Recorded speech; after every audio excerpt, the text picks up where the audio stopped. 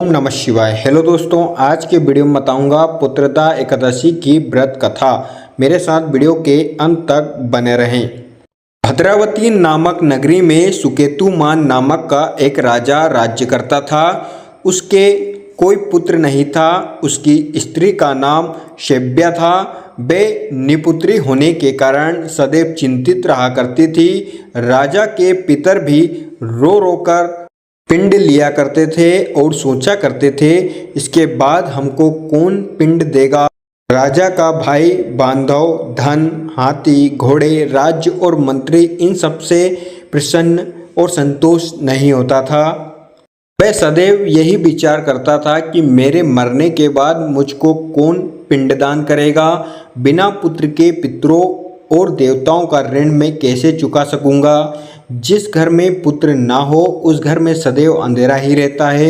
इसलिए पुत्र उत्पत्ति के लिए प्रयत्न करना चाहिए। जिस मनुष्य ने पुत्र का मुख देखा हो वे धन्य है। उसको इस लोक में यश और परलोक में शांति मिलती है, अर्थात उनके दोनों लोक सुधर जाते हैं। पूर्व जन्म के कर्म से ही इस जन्म में पुत्र, धन आदि प्राप्त होते हैं। राजा इसी प्रकार रात दिन चिंता में लगा रहता था। एक समय तो राजा ने अपने शरीर को त्याग देने का निश्चय किया, परंतु आत्मघात को महान पाप समझकर उसने ऐसा नहीं किया। एक दिन राजा ऐसा ही विचार करते हुए अपने घोड़े पर चढ़कर वन को चल दिया तथा पक्षियों और वृक्षों को देखने लगा।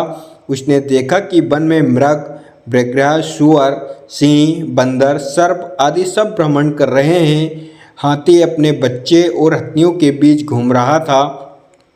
इस वन में कहीं तो गिद्धड़ अपने कर्कश स्वर में बोल रहे थे, कहीं उल्लू ध्वनि कर रहे हैं। वन के दृश्यों को देखकर राजा सोच विचार में लग गया। इसी प्रकार आधा दिन बीत गया।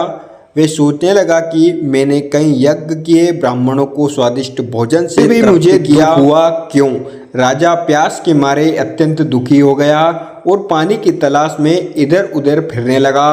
थोड़ी दूरी पर राजा ने एक सरोवर देखा। उस सरोवर में कमल खिले थे तथा सारस, हंस, मगरमच्छ आदि विहार कर रहे थे। उस सरोवर के चारों तरफ मुनियों के आश्रम बने हुए थे। उसी समय राजा के दाहिने अंग फड़कने लगे। राजा शुभ शकुन समझकर घोड़े से उतरकर मुनियों को दंडवत प्रणाम करके बैठ गया। राजा को देखकर मुनियों ने कहा, हे राजन, हम तुमसे अत्यंत प्रसन्न हैं। तुम्हारी क्या इच्छा है सो कहो। राजा ने पूछा, महाराज आप कौन हैं और किस लिए